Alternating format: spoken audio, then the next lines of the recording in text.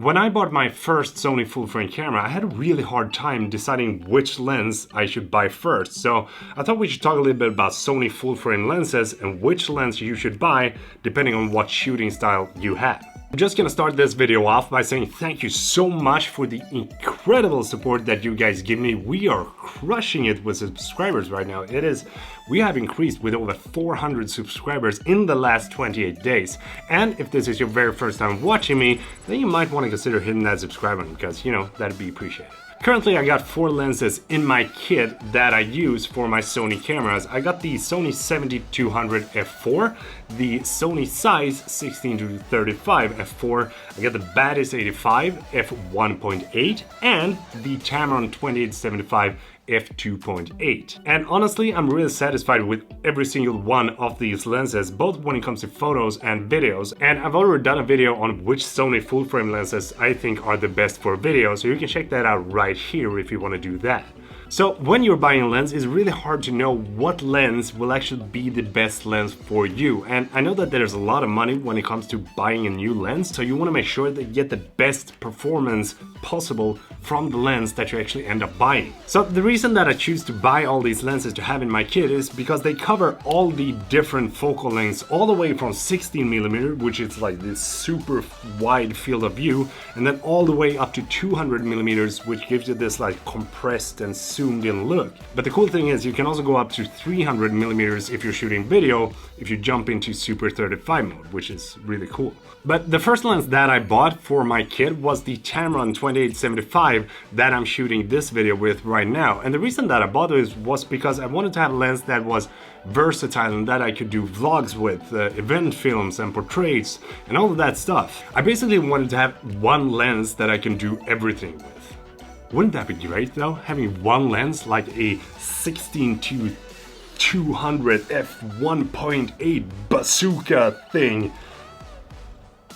That'd be insane. But after I used the Tamron for a while, I felt that I wanted to have another lens to take those like really crispy portrait shots with a blurred out background and shoot that like smooth B-roll with. And you can do that with the Tamron, but I think that 2.8 is just not enough if you want to shoot indoors or if you want to have that perfect like background separation from your subject. And to be completely honest, I had a really hard time deciding if I should buy the Sony G Master 85mm f1.4 or the Zeiss APS-C f1.8. But I think what actually sold me on the APS-C 85 is that it actually has built-in steady shot, like the OSS that Sony calls it, and that makes this a much more versatile lens to have in your kit as a hybrid photographer, videographer. You know, when you do a lot of handheld shots, you want to make sure that you get the steadiest footage possible, and that is something that 85 f1.4 didn't give me. The Tamron APS-C is really good when you're shooting like events, portraits and products and all of that stuff, but when I was vlogging with the Tamron, I actually felt that the field of view that it gave me was a bit too tight because you had to hold the camera so far away from your body.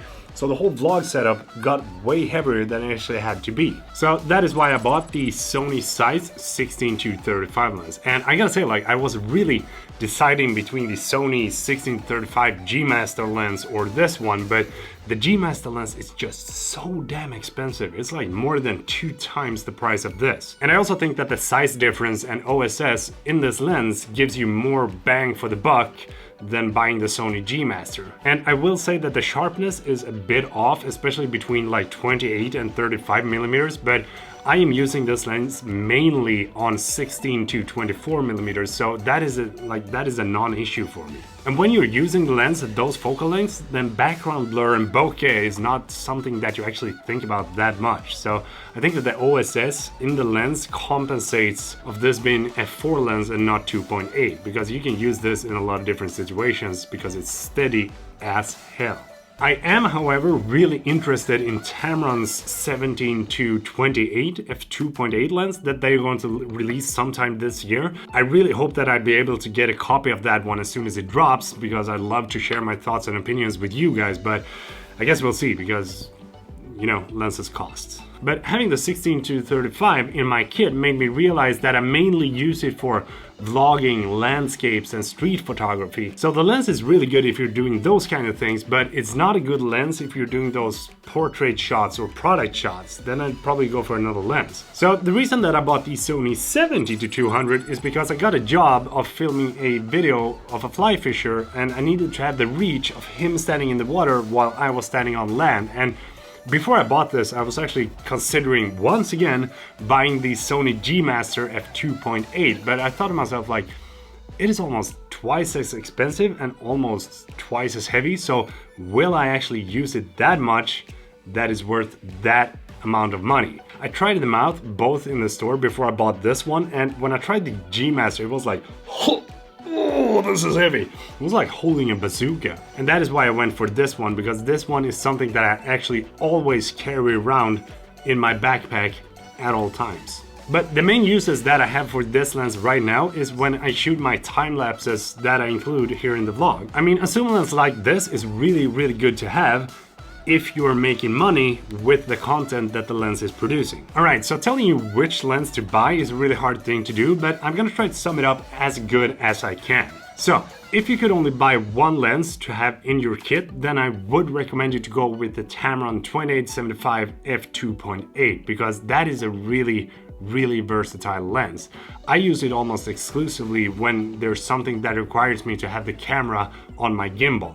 But I wouldn't recommend it if you are a run and gun vlogger kind of thing, because then the 16-35 would be a better lens for you to have in your kit. The next lens that I would recommend you to buy is the Sony 70-200 f4, but that is if you're shooting a lot of sports and wildlife and cityscapes, because then you actually need the range. But if you're not shooting those kind of things and you're more into shooting like portraits, weddings or products, then I definitely would go for the baddest 85mm f1.8. And personally, my most used lenses right now is the Sony Zeiss 16-35 and the Sony 70-200 f4 lens, because I'm shooting a lot of time lapses with the 70-200 and I'm doing a lot of vlog style videos with the 16-35. And when it comes to events, I'm almost exclusively using the Tamron 28-75 because of the versatility when you have it mounted to a gimbal, because then you can use all the different focal lengths without any issues. And then for product shots and portraits and all of those other things, I use the baddest 85. So I guess that it's all up to you on what lens you actually need to have in your kit, but I do hope that this video helped you maybe like get some insight on what I actually use the lenses for that I have. And I'd love to hear what lenses you have in your kit right now and why you bought them, so please do drop a comment below. If you like this video, make sure that you do give it a thumbs up, because it does make a huge difference, and